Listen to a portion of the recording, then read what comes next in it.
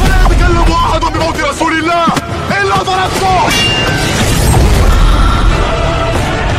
جئتك أؤمن بالله وبرسوله وبما شئت به. وقد أعذرت إليكم وأعذرتموني.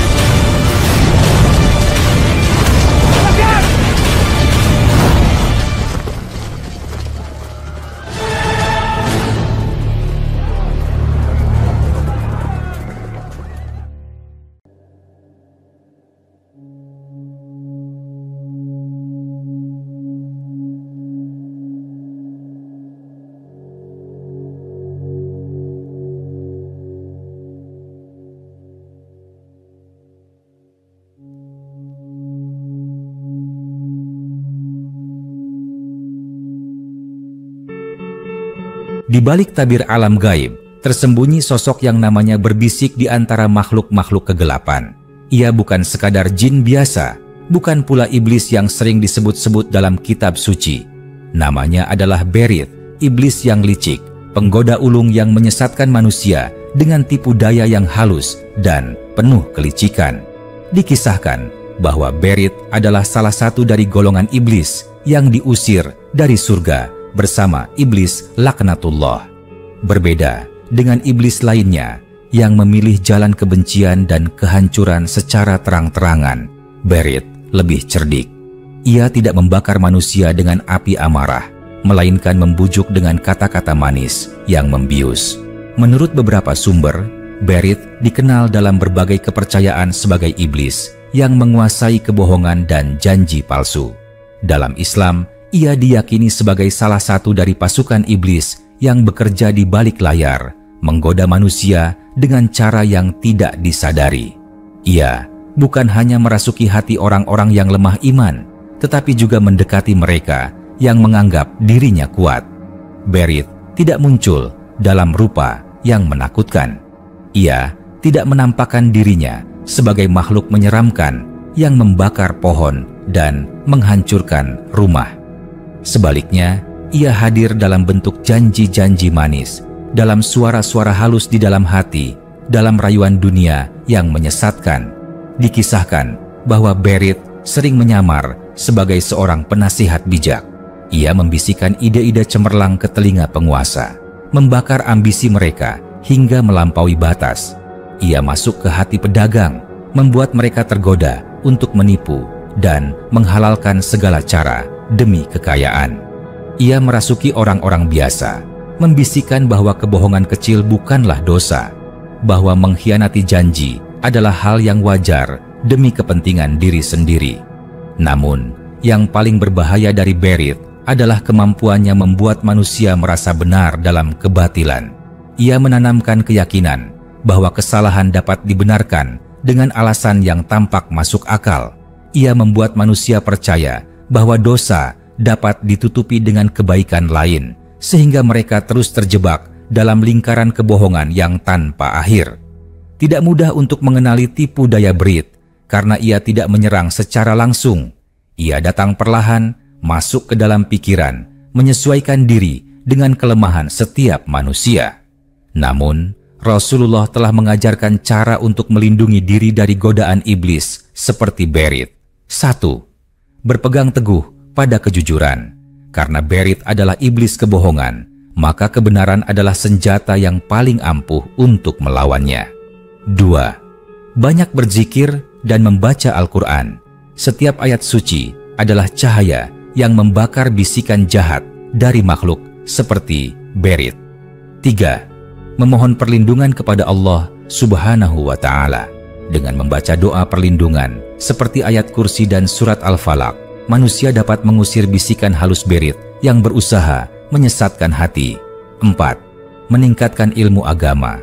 Dengan memahami ajaran Islam yang benar, seseorang tidak akan mudah terjebak dalam tipu daya yang membungkus kebatilan dengan kebaikan palsu. Berith bukanlah sosok yang muncul dalam mimpi buruk atau meneror manusia dengan ketakutan langsung. Ia bergerak dalam bisikan, dalam ambisi, dalam godaan yang terlihat menggiurkan. Ia adalah ujian bagi hati manusia, mengajarkan bahwa kebohongan sekecil apapun dapat menjadi awal kehancuran.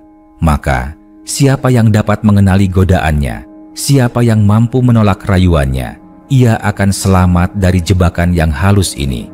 Namun, siapa yang terlena, ia akan menjadi budak dari janji palsu Berit tanpa menyadari bahwa dirinya sedang tersesat. Dan janganlah kamu mengikuti langkah-langkah setan. Sesungguhnya, ia adalah musuh yang nyata bagimu. Quran Surat Al-Baqarah, ayat 168. Misteri Berit tetap hidup di antara manusia. Bisikannya mungkin sudah terdengar di hati banyak orang. Pertanyaannya, apakah kita cukup kuat untuk menolaknya? Iblis Berit adalah salah satu makhluk dalam demonologi yang sering dikaitkan dengan kejahatan, kebohongan, dan kontrak jahat. Dalam berbagai sumber esoteris, Berit dikenal sebagai iblis yang menguasai emas dan transaksi, serta memiliki kemampuan meramal masa depan. Tokoh dan peristiwa yang berkaitan dengan iblis Berit. Pertama, Solomon dan Ars Goetia. Di antara rahasia-rahasia kuno yang tersembunyi dalam gulungan kitab tua, ada satu nama yang sering disebut dengan bisikan penuh kehati-hatian, Berit. Bagi mereka yang akrab dengan dunia kegelapan dan ilmu sihir, Berit bukanlah sekadar legenda. Ia adalah salah satu iblis yang paling cerdik, penguasa kebohongan dan janji palsu, serta salah satu makhluk yang diduga pernah ditaklukkan oleh Nabi Sulaiman, Solomon. Namun, siapa sebenarnya Berit? Bagaimana ia terkait dengan Raja Solomon? Dan apa hubungannya dengan kitab Ars Goetia, salah satu teks sihir paling misterius dalam sejarah? Berit digambarkan sebagai iblis yang memiliki kuasa atas tipu daya, kebohongan, dan perjanjian jahat.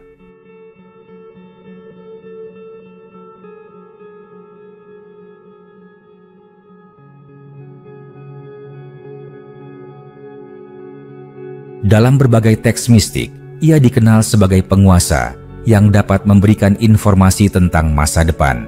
Namun, setiap kata-katanya selalu diselimuti kebohongan yang licik. Ia digambarkan sering menampakkan diri dalam wujud seorang ksatria berbaju merah, menunggang kuda, membawa aura keanggunan dan kekuasaan yang menyesatkan. Dalam teks Ars Goetia yang merupakan bagian dari kitab mistik Lemegeton atau The Lesser Key of Solomon, Berit disebut sebagai raja di antara 72 iblis yang dikendalikan oleh Nabi Sulaiman. Ia adalah makhluk yang memiliki kedudukan tinggi di dunia iblis, mampu mempengaruhi pikiran manusia dengan janji-janji yang terlihat menggiurkan, tetapi selalu berujung pada kehancuran. Namun, bagi orang yang mengetahui cara memanggil dan mengikatnya, Berit konon dapat memberikan pengetahuan tentang masa lalu, masa kini, dan masa depan. Para pemanggilnya percaya bahwa ia bisa memberikan informasi yang berharga, tetapi tanpa perlindungan yang kuat, mereka akan jatuh ke dalam jebakan kebohongan dan manipulasi yang disusunnya. Nabi Sulaiman, Solomon, dikenal dalam Islam dan Yahudi sebagai raja yang memiliki kekuasaan atas bangsa jin dan iblis. Dengan karunia yang diberikan Allah Subhanahu wa Ta'ala, ia dapat mengendalikan makhluk-makhluk gaib, termasuk Berit. Dalam beberapa riwayat mistik, disebutkan bahwa Berit adalah salah satu dari 72 iblis yang berhasil ditundukkan oleh Solomon dan dipaksa untuk bekerja di bawah perintahnya. Legenda ini berasal dari berbagai teks esoteris dan kitab sihir abad pertengahan, terutama dalam tradisi Kabalah dan mistisisme barat. Menurut kisah-kisah ini, Solomon menggunakan cincin suci yang diukir dengan nama Tuhan untuk mengendalikan iblis-iblis yang kuat. Dengan cincin ini, ia memerintahkan para iblis untuk membangun istana, menggali tambang emas, serta membantu tugas-tugas lainnya dalam kerajaannya. Konon, Berit adalah salah satu iblis yang paling sulit dikendalikan karena sifatnya yang licik. Ia tidak menyerang secara fisik seperti beberapa iblis lainnya, tetapi berusaha menipu Solomon dengan kata-kata manis dan janji kosong. Namun, kebijaksanaan Solomon jauh lebih besar dan dengan izin Allah Subhanahu wa Ta'ala, ia berhasil mengikat Berit serta memaksanya untuk tunduk. Dalam teks mistik Ars Goetia, Berit disebut sebagai raja ke-28 dari 72 iblis yang bisa dipanggil melalui ritual tertentu. Ia memiliki kekuasaan besar dalam hierarki iblis dan dikatakan menguasai 26 legiun roh di bawah kendalinya. Dalam dunia ilmu hitam, ia sering dipanggil oleh para praktisi sihir untuk 1. Mendapatkan informasi rahasia tentang masa depan. 2. Mengubah logam biasa menjadi emas, walaupun ini diyakini sebagai ilusi. 3. Memberikan kekuasaan dan kedudukan, tetapi selalu dengan harga yang mahal. 4. Menyesatkan manusia dengan janji yang berakhir dengan kehancuran. Namun, ada satu peringatan besar yang diberikan dalam teks tersebut. Berit adalah pembohong ulung. Setiap informasi yang diberikannya mungkin mengandung sedikit kebenaran, tetapi terselip kebohongan yang menyesatkan. Dalam Islam, konsep iblis seperti Berit lebih dekat dengan setan yang menggoda manusia dengan cara yang tidak disadari. Ia tidak muncul secara langsung atau dengan suara yang menggelegar, tetapi hadir dalam bisikan yang membujuk manusia untuk berbohong, mengkhianati janji, dan terjebak dalam dunia ilusi. Salah satu bentuk godaannya adalah menjadikan kebohongan sebagai hal yang sepele. Ia membisikkan ke dalam hati manusia bahwa bohong kecil bukanlah dosa besar, bahwa mengkhianati janji demi keuntungan pribadi itu wajar, dan bahwa kebenaran bisa dibelokkan demi tujuan yang lebih besar. Bisikan-bisikan semacam ini sering terjadi di dalam kehidupan sehari-hari tanpa disadari oleh banyak orang. Seiring waktu, mereka yang mendengarkan suara Berit akan semakin jauh dari kebenaran dan semakin terjebak dalam kebohongan yang mereka buat sendiri. Berit bukanlah makhluk yang mudah dihadapi. Ia tidak menyerang secara langsung seperti iblis yang membawa kejahatan terang-terangan. Sebaliknya, ia menunggu saat yang tepat untuk menyesatkan manusia dengan cara yang paling halus. Namun, ada beberapa cara untuk melindungi diri dari godaan Berit. 1. Jujur dalam setiap ucapan dan perbuatan. Karena Berit adalah iblis kebohongan, maka kejujuran adalah senjata terbaik untuk mengalahkannya. 2. Selalu mengingat Allah Subhanahu wa Ta'ala dan membaca zikir. Mengucapkan astagfirullah dan membaca ayat kursi dapat melindungi hati dari bisikan setan. 3. Menepati janji sekecil apapun. Mengkhianati janji adalah salah satu perangkap Berit. Jika manusia mulai terbiasa dengan pengkhianatan kecil, maka lama-lama mereka akan terjerumus lebih dalam. 4. Mempelajari ilmu agama yang benar. Dengan memahami ajaran Islam secara mendalam, seseorang dapat membedakan antara kebenaran sejati dan kebohongan yang tersamar.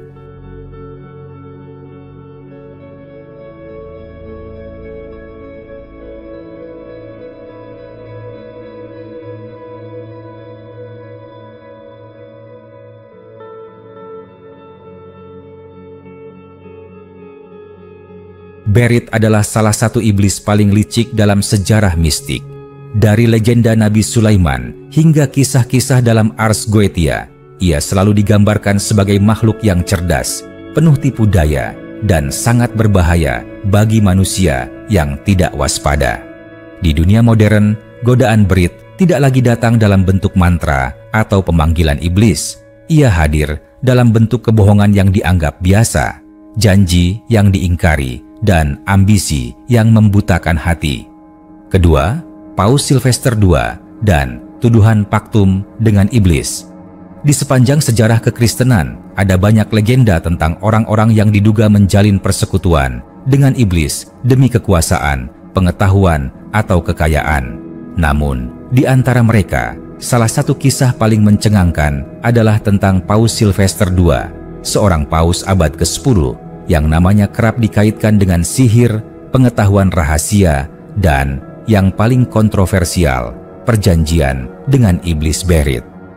Apakah benar bahwa seorang paus, pemimpin tertinggi gereja Katolik, pernah menjalin paktum, perjanjian dengan iblis? bagaimana Berit, iblis kebohongan dan janji palsu, terlibat dalam kisah ini. Mari kita telusuri misteri yang telah membayangi sejarah selama lebih dari 1000 tahun. Sebelum dikenal sebagai Paus Sylvester II, ia adalah seorang pria bernama Gerbert d'Aurillac, seorang cendekiawan yang lahir sekitar tahun 946 Masehi di Prancis. Pada masa mudanya, Gerbert bukanlah seorang pemimpin gereja yang biasa. Ia memiliki rasa ingin tahu yang luar biasa terhadap ilmu pengetahuan, terutama dalam bidang matematika, astronomi, dan mekanika, bidang-bidang yang pada masa itu sering dianggap sebagai bagian dari sihir. Gerbert muda pernah belajar di Spanyol, yang pada saat itu berada di bawah kekuasaan Muslim Andalusia. Di sanalah ia memperoleh pengetahuan tentang angka Arab, pembuatan astrolabe, serta teknologi mekanik yang belum dikenal luas di Eropa. Namun, karena ilmunya yang begitu luas dan tampak seperti sesuatu yang tidak wajar pada zaman itu, desas-desus mulai menyebar bahwa ia mendapatkan pengetahuannya dari sumber yang tidak suci.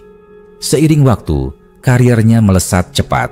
Dari seorang biarawan, ia menjadi guru bagi pangeran dan bangsawan, lalu naik ke posisi uskup, hingga akhirnya pada tahun 999 Masehi, ia dinobatkan sebagai Paus Sylvester II, pemimpin tertinggi gereja Katolik. Namun, disinilah awal mula misteri dan tuduhan mengerikan mulai bermunculan. Dalam tradisi Eropa abad pertengahan, ada keyakinan bahwa seseorang tidak mungkin memiliki kecerdasan luar biasa tanpa bantuan dari kekuatan gaib. Seorang pria yang begitu pandai dalam matematika, astronomi, dan teknologi dianggap pasti telah menjual jiwanya kepada iblis. Nama yang sering dikaitkan dengan persekutuan Sylvester II adalah Berit, iblis dalam hierarki demonologi yang dikenal sebagai penguasa kebohongan, janji palsu, dan ilmu rahasia. Dalam Ars Goetia, Berit adalah salah satu raja dari 72 iblis yang bisa memberikan informasi tentang masa depan, ilmu tersembunyi, dan kekuasaan duniawi, tentu saja dengan harga yang sangat mahal. Menurut legenda, Gerbert d'Aurillac melakukan ritual pemanggilan iblis Berit dalam perjalanannya ke Spanyol.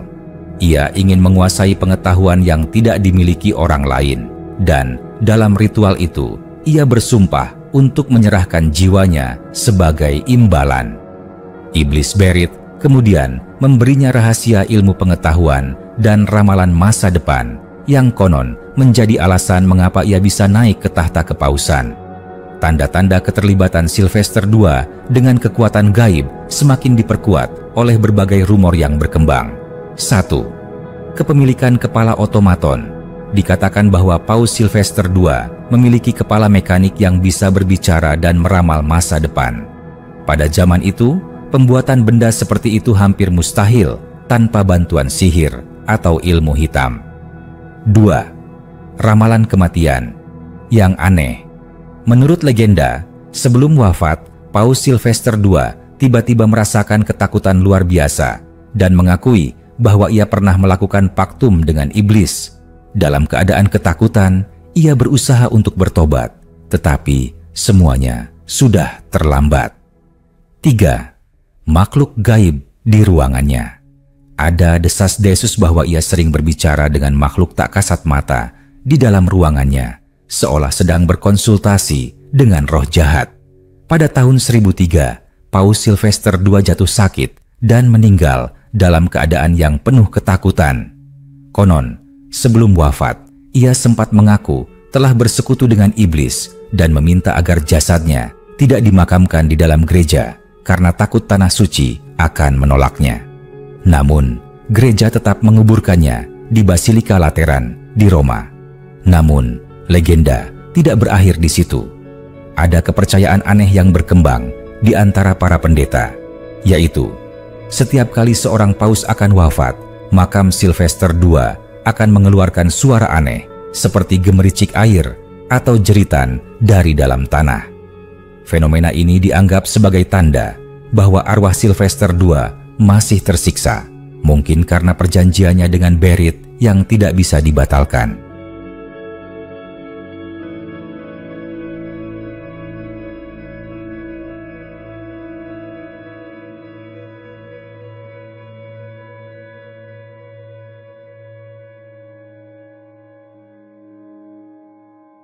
Secara historis, tidak ada bukti konkret bahwa Paus Sylvester II benar-benar melakukan paktum dengan iblis.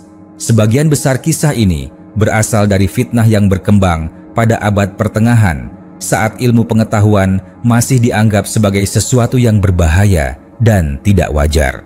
Namun, ada beberapa hal yang membuat kisah ini tetap menarik. 1. Ia benar-benar memiliki kecerdasan luar biasa yang melampaui zamannya.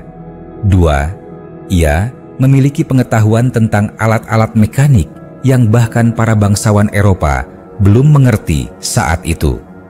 3. Banyak teknologi dan ilmu yang ia bawa dari Spanyol tetap menjadi misteri selama berabad-abad.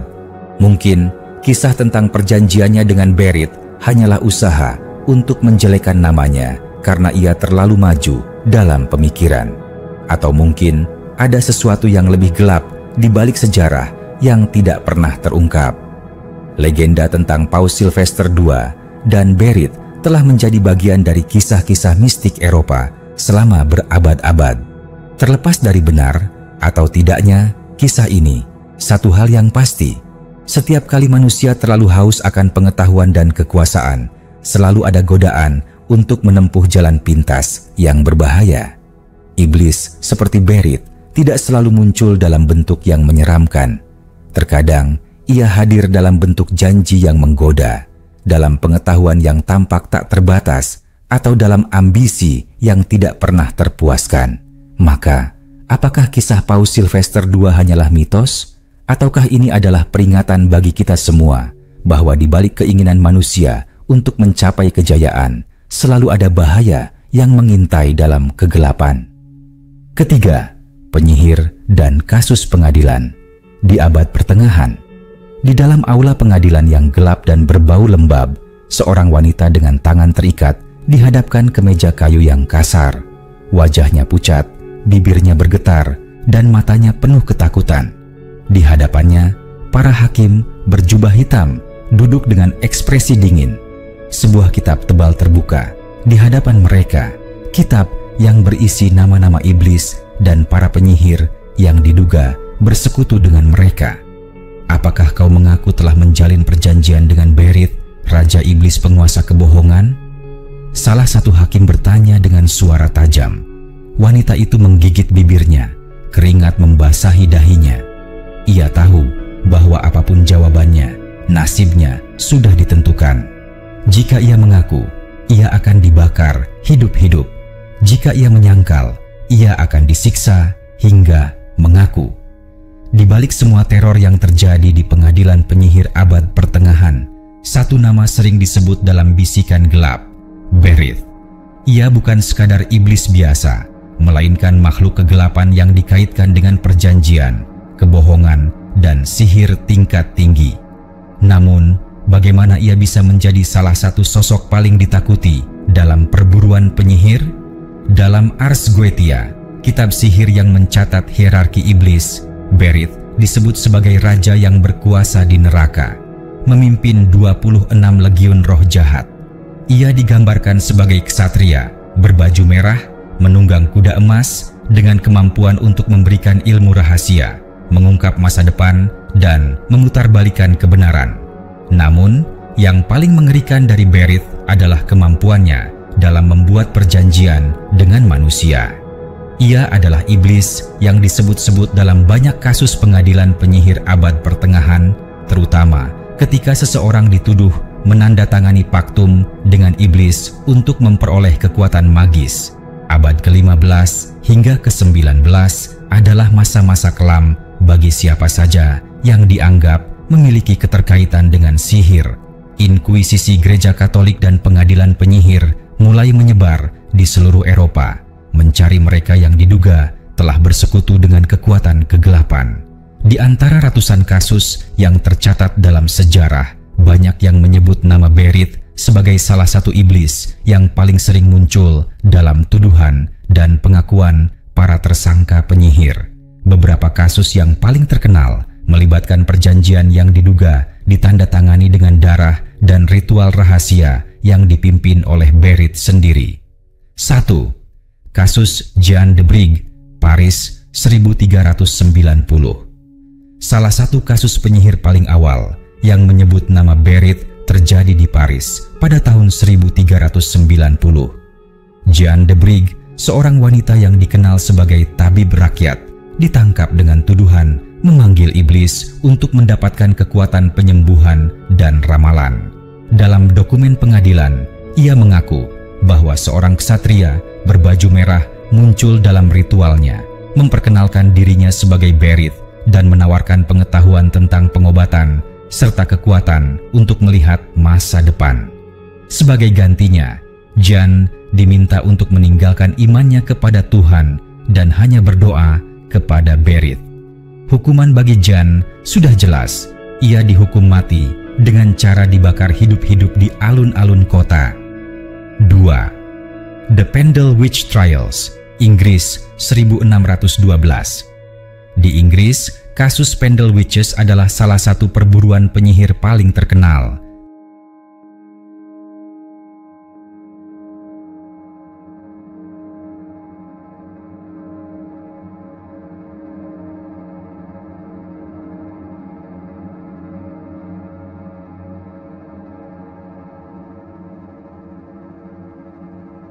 Beberapa wanita dari keluarga Demdike dan Chattox dituduh melakukan sihir hitam, dan salah satu tuduhan yang paling mencengangkan adalah bahwa mereka telah menjalin perjanjian dengan iblis Berit.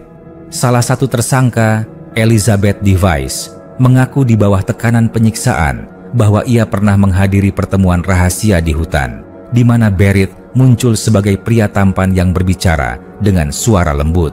Ia berjanji akan memberikan kekayaan dan kekuatan kepada siapa saja yang mau menandatangani namanya dalam buku hitam dengan darah mereka sendiri. Semua yang terlibat dalam kasus ini akhirnya dihukum gantung, menjadi salah satu eksekusi penyihir paling terkenal dalam sejarah Inggris. 3. The Loudun Possessions, Prancis 3634.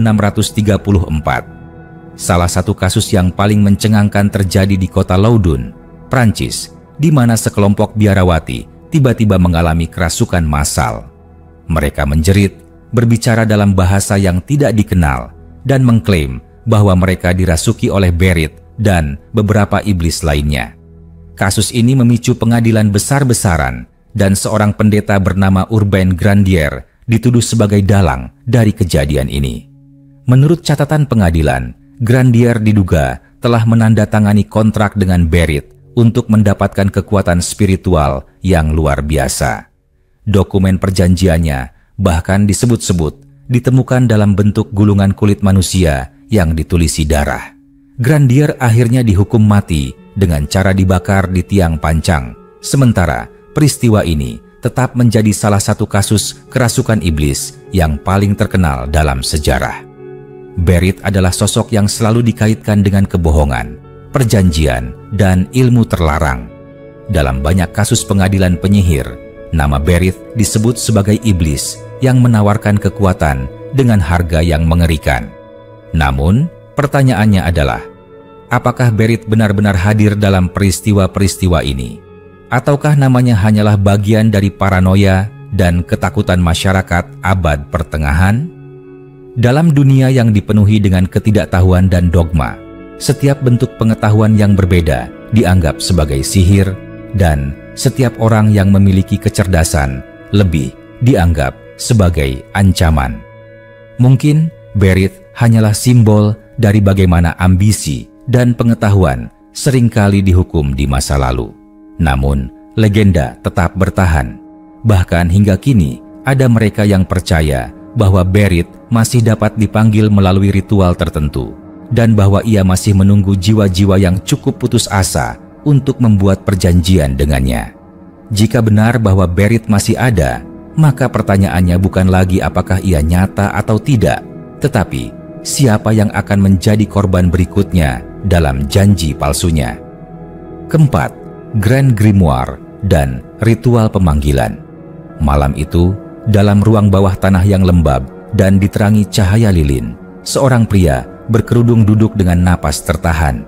Di hadapannya terhampar sebuah kitab tua, kulitnya menghitam seakan terbakar waktu. Grand Grimoire, kitab sihir legendaris yang diyakini berisi rahasia untuk memanggil kekuatan dari dunia lain, terbuka di halaman yang penuh simbol-simbol misterius. Tangannya gemetar saat membaca mantra yang tertulis di sana. Ia tahu bahwa ritual ini bukan permainan. Setiap kata yang diucapkan adalah panggilan ke kegelapan, dan sekali ia memulai, tidak akan ada jalan kembali. Salah satu nama yang tercantum dalam kitab ini membuat tengkuknya meremang. Berit, Raja Iblis, yang dikenal sebagai penguasa perjanjian dan kebohongan. Jika ia berhasil memanggil Berit, maka kekuatan besar bisa didapatkannya. Tetapi dengan harga yang belum tentu sanggup ia bayar. Malam itu, ketika mantra terakhir diucapkan, udara tiba-tiba menjadi berat. Bayangan di sudut ruangan bergerak sendiri, lilin-lilin bergetar seolah takut. Lalu, dari kegelapan yang tak berbentuk, suara bergema di sekelilingnya. Engkau telah memanggilku, apa yang kau inginkan? Grand Grimoire, juga dikenal sebagai Le Dragon Rouge, adalah salah satu kitab sihir paling terkenal dan paling terlarang dalam sejarah okultisme. Kitab ini diyakini ditulis pada abad ke-16 atau 17 dan mengandung ritual-ritual pemanggilan iblis, termasuk cara membuat paktum, perjanjian dengan roh jahat untuk memperoleh kekuatan, kekayaan, atau pengetahuan gaib. Salah satu bagian paling berbahaya dalam Grand Grimoire adalah metode pemanggilan Lucifuge Vokal, seorang iblis yang disebut-sebut sebagai tangan kanan Lucifer sendiri. Namun, di antara hierarki iblis yang tercatat dalam kitab ini, Berit menempati posisi yang tidak kalah mengerikan. Dalam kitab ini, Berit digambarkan sebagai raja neraka yang menguasai kebohongan dan perjanjian iblis. Ia dikenal karena kemampuannya untuk memberikan kekayaan, status, dan informasi tentang masa depan, tetapi selalu dengan harga yang mahal. Berit memiliki beberapa peran utama dalam Grand Grimoire. 1. Penjaga paktum dengan iblis. Ia adalah makhluk yang disebutkan sebagai saksi dan penjamin dalam setiap perjanjian antara manusia dan iblis lainnya.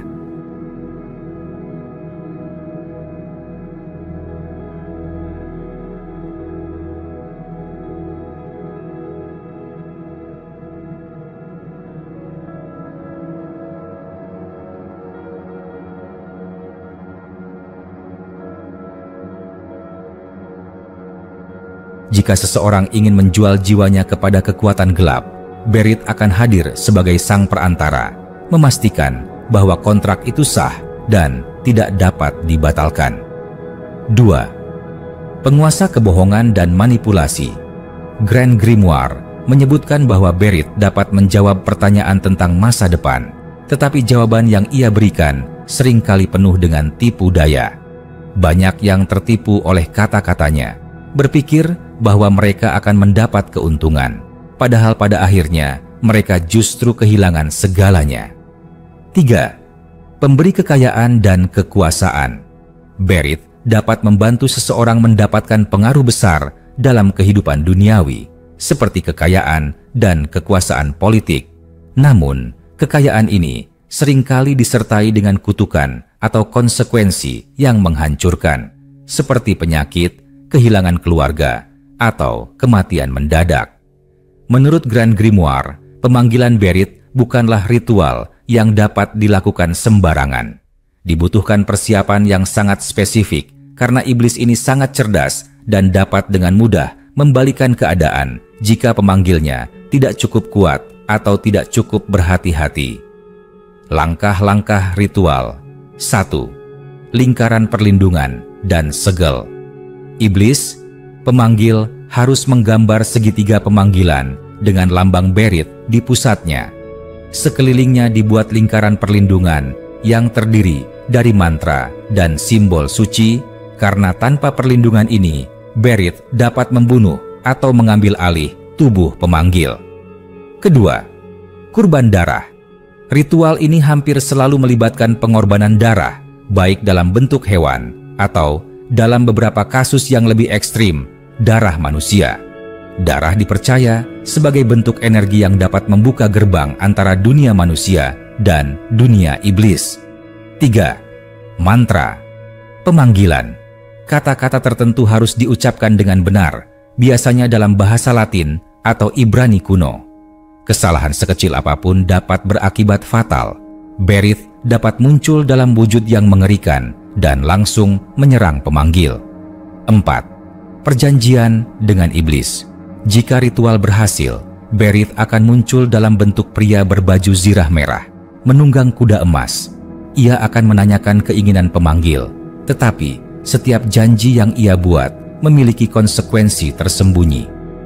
Sepanjang sejarah, ada berbagai kisah tentang orang-orang yang mencoba memanggil Berith melalui ritual Grand Grimoire.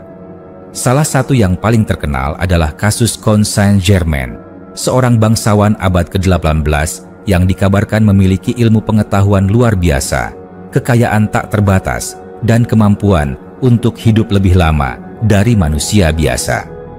Beberapa teori menyebut bahwa Saint-Germain mendapatkan kekuatannya setelah melakukan paktum dengan Berith, yang memberinya akses ke rahasia alkimia dan kehidupan panjang. Namun, tidak ada yang tahu bagaimana nasib akhirnya. Ia menghilang secara misterius dan beberapa orang percaya bahwa iblis akhirnya menagih jiwanya. Bagi sebagian orang, Grand Grimoire hanyalah mitos. Namun, ada juga yang percaya bahwa kitab ini masih digunakan oleh praktisi ilmu hitam hingga hari ini. Beberapa kelompok rahasia dikabarkan masih melakukan ritual pemanggilan iblis, dan Berith tetap menjadi salah satu makhluk yang paling sering disebut dalam upacara tersebut. Tetapi, satu hal yang pasti, setiap perjanjian dengan iblis selalu memiliki harga. Mereka yang mencari kekayaan, kekuasaan, atau pengetahuan dengan cara ini mungkin mendapatkan apa yang mereka inginkan untuk sementara waktu. Namun, ketika waktu mereka habis, mereka akan menyadari bahwa mereka telah menandatangani kontrak yang tidak bisa dibatalkan. Pada akhirnya, Berith tetaplah iblis yang sama, raja kebohongan, penguasa perjanjian yang tak terhindarkan. Dan bagi mereka yang masih cukup berani untuk membisikkan namanya di tengah malam, mungkin mereka hanya tinggal menunggu waktu sebelum mendengar suara yang berbisik balik dari kegelapan. Apa yang kau inginkan dan apa yang kau siap bayar? Meskipun kisah-kisah ini sebagian besar berasal dari mitologi, demonologi, dan literatur esoteris, nama Berith tetap dikenal dalam berbagai cerita tentang pemanggilan iblis dan praktik sihir hitam.